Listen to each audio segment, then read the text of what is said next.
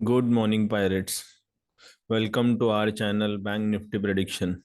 तो हम आज फिर से एनालाइज करने जा रहे हैं बैंक निफ्टी और निफ्टी में क्या हुआ है और क्या हो सकता है। आज है 30 नवंबर 2022। हमारा प्रीवियस प्रेडिक्शन आप अगर देखोगे प्रीवियस वीडियो में, तो हम जैसे बात कर रहे हैं बैंक निफ्टी के साथ जो होगा या निफ्टी के साथ जो होगा वैसे ही बैंक निफ्टी परफॉर्म कर रहा है। ऐसा कैसे हो सकता है? ऐसा डेफिनेटली हो सकता है क्योंकि हम एफ आई आईज जो करते हैं उनकी शैडो ट्रेडिंग हम कर रहे हैं। तो ये हमारा जो ब्लूप्रिंट है, इसको अगर हम ध्यान से देखोगे तो only using two flat lines, हम ना ही कोई टेक्निकल या फंडामेंटल इंडिकेटर्स कुछ भी यूज कर रहे हैं। हम ना कैंडल स्टिक चार्ट पैटर्न या ऑप्शन चेन यूज कर रहे हैं। इसमें से कुछ भी यूज ना करते हुए हम ये ऐसा कैसे कर सकते हैं? आप हमारे एनालिसिस देखिए जो हमने पोस्ट किए थे, और उसके बाद उस एनालिसिस के बाद नेक्स्ट डे क्या हुआ है।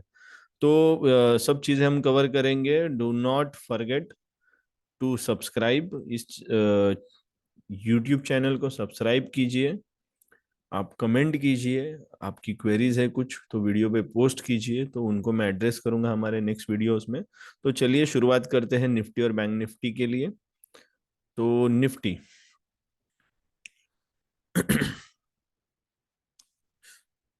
तो निफ्टी को अगर हम ध्यान से देखेंगे, let me load Nifty prediction. जैसे कि हमने देखा, निफ्टी ने एक प्राइमरी रन कंप्लीट करने के बाद निफ्टी ने दूसरा प्राइमरी रन लिया था, और निफ्टी अभी तीसरे प्राइमरी में है। तो शायद आप प्रीवियस वीडियोस देखोगे, जब निफ्टी यहाँ पे था हमने बोला था 15 या 16 नवंबर को कि निफ्टी 267 पॉइंट्स गिर जाएगा, और हमने जो बोला था तो निफ्टी 267 पॉइंट्स गिरा है। उसके बाद निफ्टी ने फिर से चलना शुरू किया है। अब ये कहाँ तक जाएगा? जैसे कि हम देख पा रहे हैं कि ये ऑल टाइम हाई की तरफ है। लोगों में बड़ा कंफ्यूजन था कि ऑल टाइम हाई तोड़ेगा या नहीं तोड़ेगा, ये वाला ऑल टाइम हाई। और अभी निफ्टी ऑल टाइम हाई के ऊपर है। तो यहाँ पे लोग एक्सपेक्ट कर रहे हैं कि निफ्टी ने गिरना चाहिए। और निफ्टी क्या एक्सपेक्ट कर रहा है लोगों से, या निफ्टी में क्या हालचाल चल रहा है, ये हम देखेंगे। तो जैसे कि हम हैं सेकंड प्राइमरी में, अब हम जा रहे हैं थर्ड प्राइमरी की तरफ। क्यों जाएंगे थर्ड प्राइमरी की तरफ? क्योंकि निफ्टी ने एक घुमाव ले लिया है। इस लो से निफ्टी ने ऊपर जाने का ठान लिया। ऐसा क्या होता है अगर निफ्टी ठान लेती है? तो प्रीवियस में देख पाओगे आप, एक प्राइमरी क्रॉस करने के बाद निफ्टी ने, वन मोमेंट,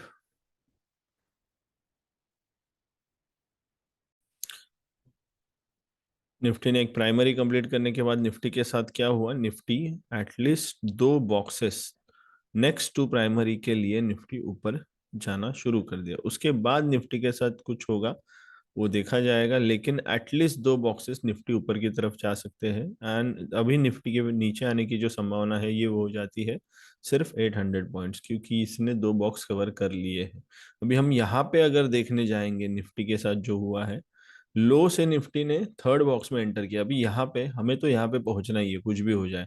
19 165 तक निफ्टी को पहुंचना है। और ये इस हाई से नया हाई निफ्टी ने जो बनाया वो कंटिन्यू करना ही है निफ्टी को। तो अभी निफ्टी के साथ क्या होगा? तो इस पूरे जर्नी में अगर हम देख पा रहे हैं, ये प्राइमरी रेंज, इसी के लिए हम 1 आवर टाइम फ्रेम यूज करते हैं, उसमें क्लियरली दिखता है। सेकेंडरी रेंज का मतलब क्या है? निफ्टी किसी भी हाई से अगर गिरना शुरू करती है तो 267, यहाँ पे 273 दिख रहा है, 267 पॉइंट्स गिरती है। तो यहाँ पे 267 पॉइंट्स गिरेगी क्या, या निफ्टी यहाँ पे, निफ्टी का फॉल 267 पॉइंट्स होगा क्या? इसका आंसर हमें देखना है। तो हमें प्राइमरी में, इसको बोला जाता है सेकेंडरी रेंज, तो इसके लिए हम जाएंगे 15 मिनट में। तो ये पूरा डाउ थियरी पे बेस्ड है, और अगर आप डाउ थियरी पे बेस्ड कोई भी एनालिसिस देख रहे हो तो ये प्योर प्राइस एक्शन बना है। यहाँ पे आरएसआई हमने यूज किया है, जिसके पैरामीटर्स अलग है, ईएमए के पैरामीटर्स अलग है। ये क्यों है? अगर आपको कॉन्सेप्ट ऑफ अपॉर्चुनिटी विंडो पता है, अगर आपको पेशेंस जोन पता है, तो ही आप इसको समझ पाएंगे। और ये सब जानना है तो हमारे जो वीडियोस है वो आप देखिए, जिसमें हमने क्लियरली मेंशन किया है ये टू लाइंस थियरी क्या है और इसका मतलब क्या बनता है। तो यहाँ से निफ्टी फॉल होगा क्या? इसका सिंपल रीजन है, अभी तक सेकेंडरी पॉजिटिव है। तो सेकेंडरी में ये फॉल कंप्लीट करना है तो माइनर जोन में हमें जाके देखना पड़ेगा कि इसने क्या ब्रेक किया है। Minor trend okay on the line है। पावर ड्रॉप होने की, पावर ड्रॉप होने के लिए रेडी है। यहाँ पे जैसे पावर राइज हुआ था, आप देखोगे क्या अच्छा रन दिया है निफ्टी ने। जब पावर ड्रॉप होता है तो निफ्टी कैसा रन दे रहा है। यहाँ पे पावर राइज हुआ है, अगेन पावर ड्रॉप होने के बाद क्या होता है निफ्टी के साथ, पावर राइज होने के साथ। तो यहाँ पे हम देखेंगे माइनर ट्रेंड हम जो कैलकुलेट करते हैं उसका सिंपल कैलकुलेशन है, कुछ पॉइंट्स है। किसी भी हाई से अगर निफ्टी उन पॉइंट्स के नीचे जा रहा है, जैसे आप देखोगे यहाँ पे, ओके 61 पॉइंट्स के नीचे निफ्टी आ गया तो माइनर ट्रेंड तो ड्रॉप हुआ है। इसका मतलब क्या है, कल बेरिश पावर होगा निफ्टी में। और हम 15 मिनट्स में देख रहे हैं तो nifty has a capacity now to reach to this point, कितने पॉइंट्स तक, 267 या जो भी हम बोलते हैं, एटलीस्ट 18,400 की तरफ निफ्टी आने की संभावना है। लेकिन सेकेंडरी इज स्टिल, सेकेंडरी में स्टिल बुलिश पावर है। इसका मतलब क्या है, इट हैज अ स्कोप, इसको स्कोप है, पावर को रिज्यूम करने के लिए स्कोप है। तो पहले ये एरिया कवर करना जरूरी है, प्राइस को हमें जाना ऊपर है। इसका मतलब ये नहीं कि सिर्फ हम ऊपर चढ़ते जाएंगे, ये फॉल लेके ऊपर जाने की संभावना है। जैसे यहाँ पे फॉल लेके ऊपर जाने की संभावना दे दी है ये, लेकिन पहुंचना है हमें ऑल टाइम नया ऑल टाइम हाई बनाने के लिए।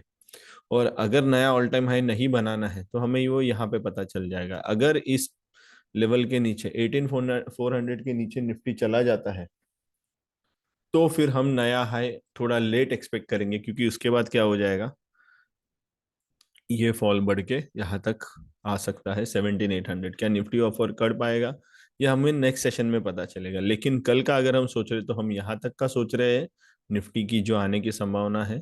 और अगर ऊपर जाने के लिए सोच रहे हैं तो निफ्टी ने पावर रिज्यूम करना चाहिए माइनर ट्रेंड पे, दैट इज 5 मिनट्स पे। और 5 मिनट्स में अगर पावर रिज्यूम हो गया तो निफ्टी का जो ऊपर का हमारा टारगेट है वो ऐसे ही स्लगिश, साइडवेज करते हम यहाँ तक पहुंच जाएंगे। तो ये था निफ्टी के बारे में। अब देखते हैं बैंक निफ्टी के बारे में क्या एनालिसिस है।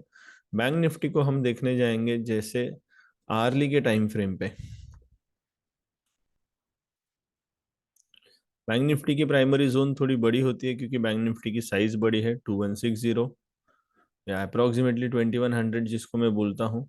तो 2100 क्रॉस करने के बाद बैंक निफ्टी के साथ क्या होता है, अगर कुछ भी आप प्रीवियस देखोगे, 2100 क्रॉस करने के बाद बैंक निफ्टी चला जाता है नेक्स्ट 2 टाइम्स 3 टाइम्स और whatever, at least 2 times. Okay, at least 2 times का मतलब क्या है, go to any level at least 2 times, this is at least 2 times.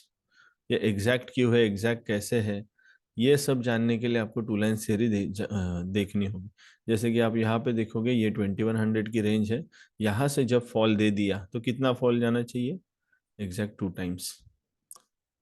ये किसने डिसाइड, मैंने कुछ नहीं डिसाइड किया, एफआईआई ने डिसाइड किया। तो आप ये समझ जाओगे, ये एक बार नहीं, दो बार नहीं, बार बार लगातार आप इस यहाँ पे देखोगे तो ये लाइंस आपको क्लियर समझ में आ जाएंगी। तो इस हिसाब से करंट एनालिसिस क्या बोलता है कि हम लो से ऊपर चलना शुरू कर दिए। फर्स्ट प्राइमरी हमने कवर कर दिया, सेकंड प्राइमरी कवर कर दिया, और हम थर्ड प्राइमरी को पहुंचने आए हुए हैं। तो यहाँ से मुड़ना थोड़ा डिफिकल्ट है। इसका मतलब, डिफिकल्ट का मतलब यहाँ पे पहुंचने के बाद हम इधर आ सकते हैं।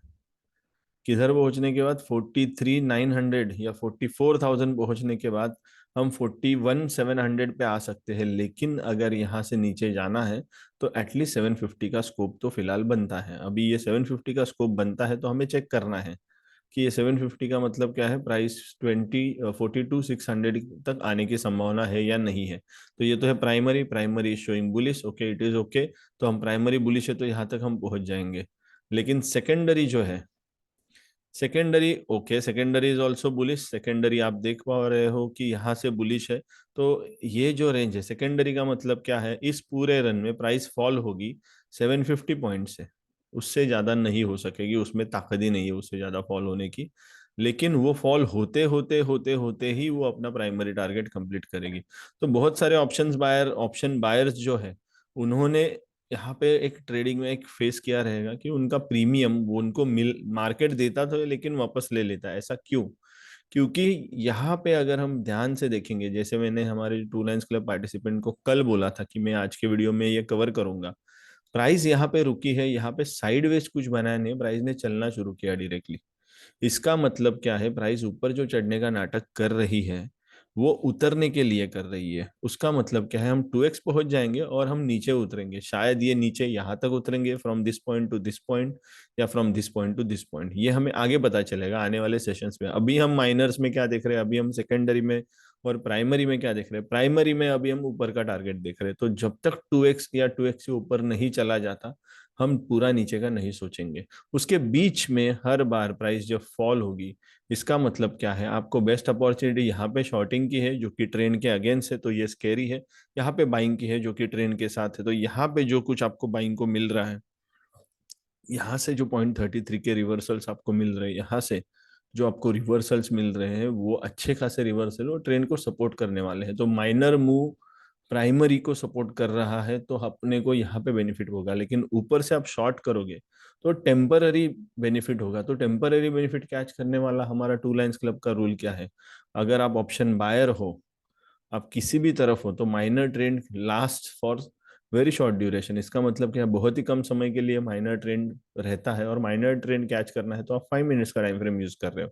तो for an example, minor trend का मतलब किसी भी पॉइंट से माइनर ट्रेंड जब शुरू हुआ, तो उस पॉइंट से लेके ये बहुत ही शॉर्ट ड्यूरेशन है, ये मैक्सिमम 1% होता है, ये मैक्सिमम 1% के लिए मैनिपुलेट किया जाता है। तो इसमें हम एटलीस्ट 10% मार्केट से एक्सपेक्ट कर सकते हैं। मतलब आपने 500 का कोई ऑप्शन लिया है, तो 500 में आप उस पे 50 पॉइंट्स एडिशनल आपको मार्केट दे देगा। लेकिन वो दे देगा तब आप ले लेना, अगर आपने नहीं लिया तो मार्केट वापस आपसे, आपने जो 500 दिए है उसमें से 50 लेके जाएगा।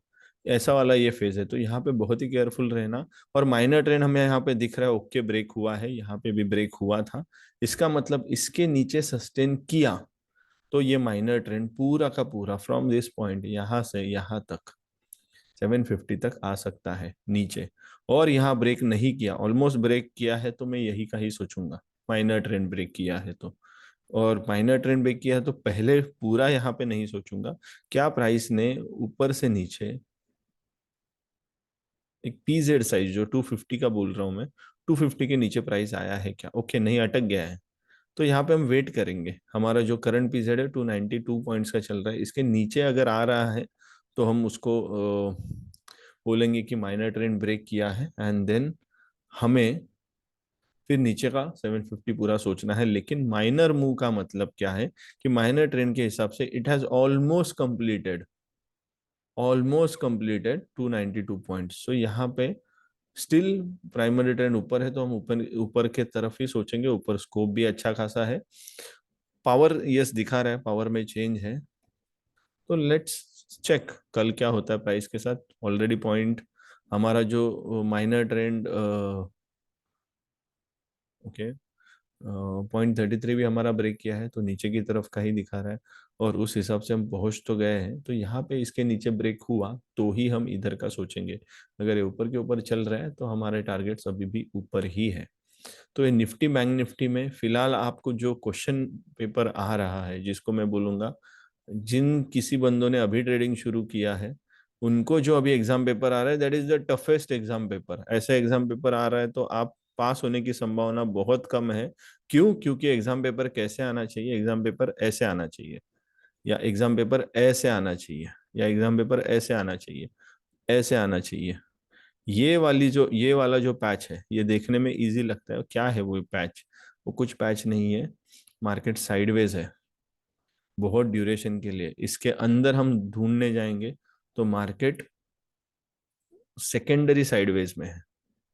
आपको 750 की बहुत सारी रेंजेस मिलेंगी इसके अंदर।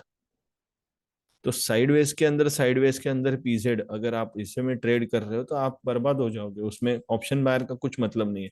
लेकिन इस फेज में ऑप्शन सेलर के लिए बहुत बेनिफिट है, क्योंकि 750 का रेंज है, उसको बहुत अच्छा बेनिफिट दे सकता है। ये अगर आप चेक करोगे चार्ट पे तो आपको ये समझ में आ जाएगा। लेकिन ठीक है, ये हमारा एनालिसिस है।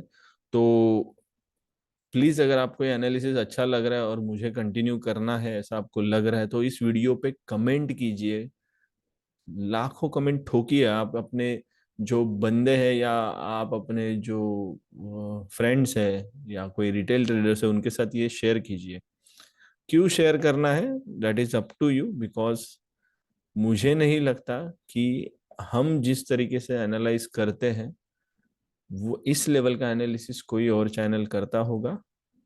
और इस लेवल के एनालिसिस से आप इंडिकेटर से बहुत दूर चले जाओगे and you will have super power. Like FIS क्या थिंक कर रहे हैं वो आप क्लियरली देख पाओगे चार्ट पे।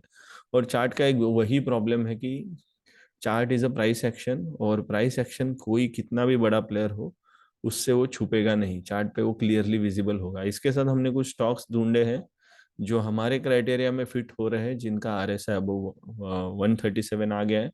तो इसमें से अच्छे स्टॉक्स आप ढूंढ सकते हो। जैसे आप क्लिक करो, आरएसआई जो है हमारे कैलकुलेशन के हिसाब से 137 सेट करो, प्राइस ईएमए के नजदीक है, यहाँ पे अपॉर्चुनिटी विंडो डिप्लॉय करो, नीचे 12% का रिस्क है ईएमए से नीचे, और ईएमए के ऊपर 12% का टारगेट है।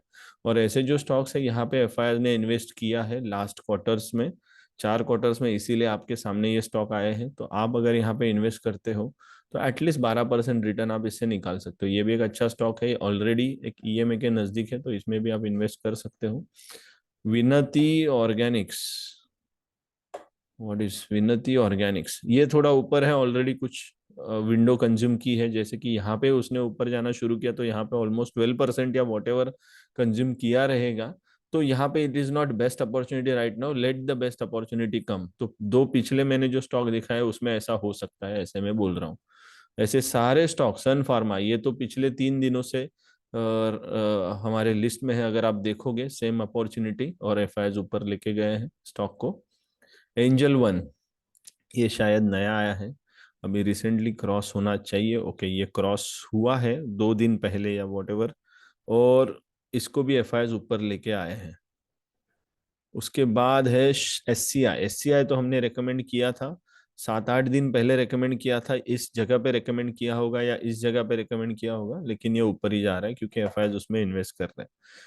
के एन आर कंस्ट्रक्शंस, इसमें हम देखने जाएंगे। ओके, ऑलरेडी आप है, इसमें मत इन्वेस्ट कीजिए, let the price come to EMA, let the price kiss its actual value, तब ये होगा। ये एक्चुअल वैल्यू और प्राइस क्या डिफरेंस है, एलिवेटेड प्राइस और एक्चुअल वैल्यू में क्या डिफरेंस है, आपको अपॉर्चुनिटी विंडो कॉन्सेप्ट समझने के बाद समझ आ जाएगा। ये एक अच्छा स्टॉक है, जी गेशिप। ये मैं बहुत बार मैंने डिस्कस किया, लेकिन ये अच्छा स्टॉक ने अच्छा खासा रिटर्न दिया है पिछले कुछ दिनों से। अगर आप देख पा रहे हो कि मैंने कब रिकमेंड किया था हमने इस लिस्ट को, और कैसे चल रहा है ये, तो ये कुछ अच्छे स्टॉक है, इसमें आप इन्वेस्ट करते जहां पर जब प्राइस इज टचिंग ईएमए, तो फिर आपको एक अच्छा खासा रिटर्न्स यहाँ पे मिल सकता है। तो ये सारे स्टॉक्स, ऐसे ही कुछ स्टॉक्स में लेके आऊंगा। अगर आपको आपके लिए कुछ, आपके पास स्टॉक्स है उनमें कुछ क्वेरीज है तो आप मुझसे पूछ सकते हो। और फिर मिलते हैं नेक्स्ट वीडियो के लिए। Thank you bye pirates, and let's support this channel. If you all feel कि दिस इंफॉर्मेशन इज यूजफुल, ये इंफॉर्मेशन आप सबके लिए जरूरी है, प्लीज कमेंट कीजिए, प्लीज लाइक कीजिए, सब्सक्राइब कीजिए, शेयर कीजिए। आपके अगर कोई ग्रुप्स है, व्हाट्सएप ग्रुप्स है, उनमें शेयर कीजिए और लोगों को इस चैनल तक खींच लाइए। Thank you.